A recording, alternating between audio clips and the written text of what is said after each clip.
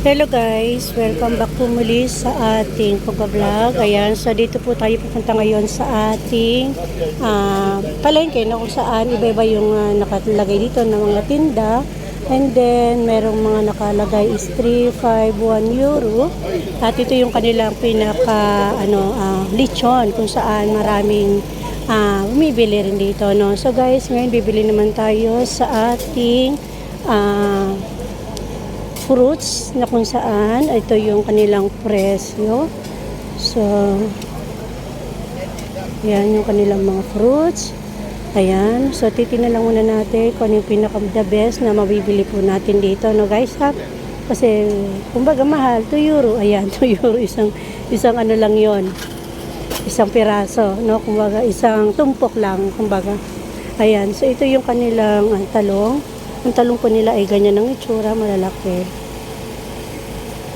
So, titignan natin. Ito guys, yung kanilang so, hindi ko alam kung ano yung bibilhin ko dito. Ayan.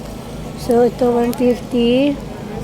Siguro masarap siguro ito. Ayan. So, guys, nakikita nyo ba yung ating mga fruits ngayon kung magkano? So, fruits dito ay 3 euro. Hindi sila pare-parehas. Ayan.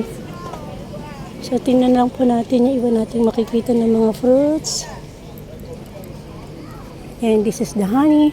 Ayan, honey. Ayan, sana guys, nakikita nyo itong ating mga binablog. Okay. So, gusto kong bumili talaga ng fruits, no? At gulay. So, yan. Sana pa tayo na pinakamura. So, ang mura is 150. Okay. So, yan. Wala akong mapili na mabibili. Hindi ko alam kung anong gusto kong bilhin. Ito. Ito kaya. Ang ganda nito. Tingnan ko kung magkano to. Ayan. Senyora, quanto costa?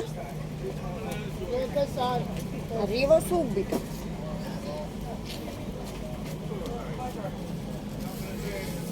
Ha? 3 euro.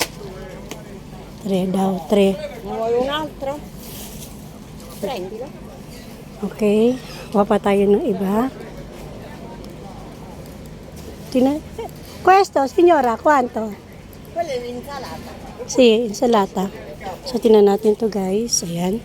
So, tingnan natin kung magkano lahat. 1 euro. Okay. So, natro. Hanap pa tayo guys ng kung ano yung pwede natin mabili.